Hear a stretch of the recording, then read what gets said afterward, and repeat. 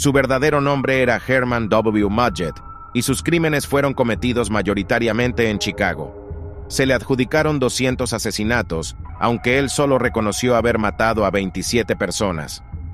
«Nací con el diablo junto a mi cama, y siempre estuvo conmigo», dijo durante el juicio en su contra. Te contaré todo sobre H.H. Holmes, pero antes de empezar, suscríbete al canal y activa las notificaciones. Deja un like para asegurar de tener siempre estas historias para no dormir. Desde el 1 de mayo hasta el 31 de octubre de 1893, se realizó la primera exposición en el continente americano y celebraba el 4º centenario del descubrimiento de América. Llegaron visitantes de todo el mundo. Hasta el mismísimo demonio aprovechó semejante oportunidad y al final algunos visitantes desaparecieron llevados de su mano. En las afueras estaba la botica de la doctora Holden. La mujer no daba abasto con el trabajo entre el suceso de la exposición y el crecimiento que sufrieron los suburbios de Chicago por esos años. La tarea de la boticaria Holden se vio aligerada cuando contrató a un asistente, un hombre joven que se presentó como el doctor Henry Howard Holmes Holmes. Aparecía como un caballero de modales seductores, ocurrente, gentil, aunque algo exagerado en sus ademanes, que por supuesto atraía a mucha clientela, especialmente a las damas de Englewood. Amaba a las mujeres y odiaba a las mujeres, al mismo tiempo. A Holmes no se le escapaba la contabilidad del negocio, y con el tiempo adoptó maneras y tomó decisiones que lo hacían aparecer como el gerente más que como el ayudante de las recetas. En 1887, poco antes de la exposición internacional, la señora Holden desapareció. Holmes explicó que hacía tiempo ella tenía el deseo de viajar al oeste y que como él había ahorrado lo suficiente, le compró la botica para que la señora pudiera cumplir con su anhelo. Extrañamente, la mujer no dejó ninguna dirección donde se la pudiera ubicar. Para los vecinos fue una verdadera pena que, sin embargo, pronto se olvidó porque el negocio siguió floreciente de la mano de su nuevo dueño, cada vez más popular en el barrio. 2 años después, Holmes compró un enorme terreno cercano a la farmacia y construyó un gran edificio que, dijo, convertiría en hotel en vista de la cercanía de la exposición de 1893. No le puso nombre al hotel, aunque luego se conocería como The Holmes Castle y luego The Murder Castle. H.H. Holmes no se llamaba Henry Howard Holmes, sino Herman W. Mudgett, y había nacido en New Hampshire en 1860. Su familia tenía una posición acomodada. Su padre había sido jefe de correos durante 25 años a pesar de su alcoholismo. A los 18 años, como no podía pagar sus estudios, se casó con la hija de un rico granjero, Clara Lovering, con la que tuvo un hijo. Mudó a la familia a Michigan y allí se le ocurrió un método para ganar dinero extra. Robaba cadáveres de la morgue de la universidad y luego de desfigurarlos los colocaba en diferentes lugares, simulando que la muerte se había producido por un accidente. Antes contrataba pólizas de seguro haciendo pasar a las víctimas como parientes suyos.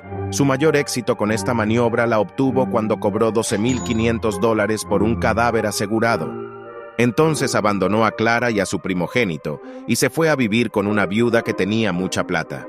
Ya se hacía llamar H.H. Holmes. La viuda lo aburrió mortalmente.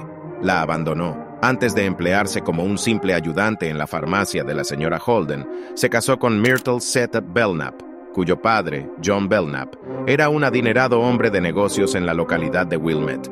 La pareja tuvo una hija. Myrtle y su hija se quedaron en Wilmette mientras Holmes se fue a Chicago y comenzó a trabajar en la botica de la señora Holden. Hacia 1890, ya dueño de la botica que fue de la señora Holden, estaba ocupado con la construcción de su castillo, pero también con un nuevo emprendimiento. Había remodelado la farmacia y ahora también vendía joyas. Contrató a un relojero para que la atendiera, un tal Ned Connor, que venía de Iowa con su mujer y su hija, Perla. La familia Connor se instaló en una habitación sobre la farmacia.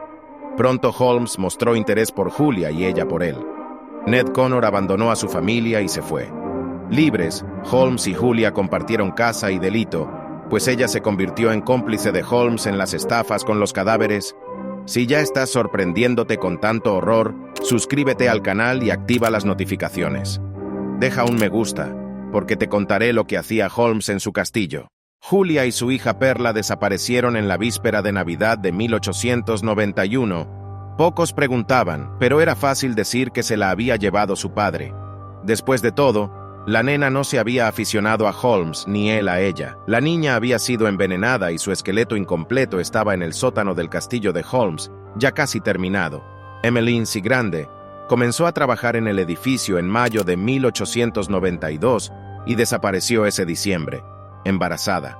Cuando desapareció la siguiente empleada, Emily Van Tassel, no hubo comentarios en el barrio. El mayor empeño de Holmes estaba en la construcción de su castillo u hotel.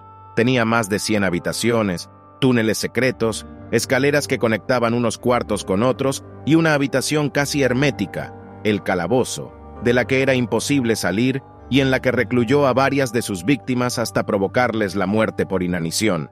También diseñó un enorme horno, que le servía para hacer desaparecer evidencias y dotó al lugar de todos los avances de la arquitectura y de la ingeniería del momento, como por ejemplo, una instalación de luz eléctrica y gas, cuyas llaves de paso podían activarse desde otras habitaciones para provocar el aturdimiento de los moradores y, llegado el caso, su muerte por asfixia, es decir, verdaderas cámaras de gas.